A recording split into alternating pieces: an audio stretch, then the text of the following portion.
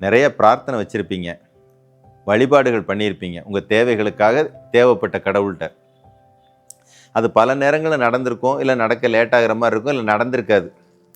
இப்போ எனக்கு நிச்சயமாக அது நடந்தே தீரணும் அப்படின்னா என்ன செய்யணும் அப்படின்னு கேட்டிங்கன்னா, 7 செகண்ட் சீக்ரெட்னு ஒன்று இருக்குது.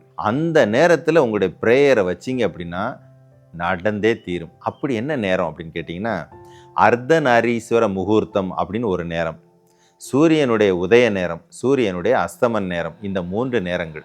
அந்த 4:30 சரியான 4:30 டைமில் கிடைக்கக்கூடிய 7 செகண்டு, அதுதான் ஆற்றல் மிகுந்த நேரம். அதுக்கு பேர் அர்த்தநாரீஸ்வர முகூர்த்தம். மற்றொன்று சூரியனுடைய உதய நேரம். பிரபஞ்சத்தில் ஒரு ஆற்றல் அளவுக்கு மீறிய ஒரு பிரவாகம் எடுத்து வெளிப்படக்கூடிய நேரம் அந்த கரெக்டான அஸ்தமன உதய நேரம். அதே மாதிரி அஸ்தமன நேரம். இப்போ அர்த்தநாரீஸ்வர முகூர்த்தம் அப்படின்னா ஒரு 4:20 4:40 வரைக்கும். உதய நேரம் அப்படின்னா உதய நேரத்துக்கு 10 நிமிஷம் முன்னாலேயும் 10 நிமிஷம் பின்னாலேயும்.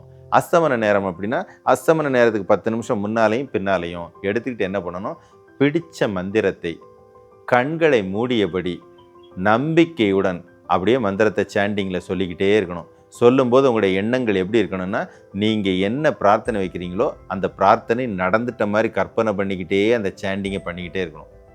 இந்த சாண்டிங் பண்ணும்போது அந்த கற்பனை மாறவே கூடாது. ஒரே மாதிரி அந்த கற்பனையிலேருந்து விலகாமல் செஞ்சுக்கிட்டே இருந்தீங்கன்னா உங்களே அறியாமல் அந்த 7 செகண்டை கடந்துருவீங்க. அந்த 7 செகண்ட் என்ன பண்ணுன்னா, உங்களுடைய நீங்கள் வச்ச அந்த கற்பனை பண்ண அந்த விஷயம் இருக்கு இல்லையா, ப்ரேயர் பண்ண அந்த விஷயம் இப்படி சொடக்கு போட்டு நடத்தியே கொடுக்கும். அதுதான் அந்த 7 செகண்டினுடைய வீரியம்.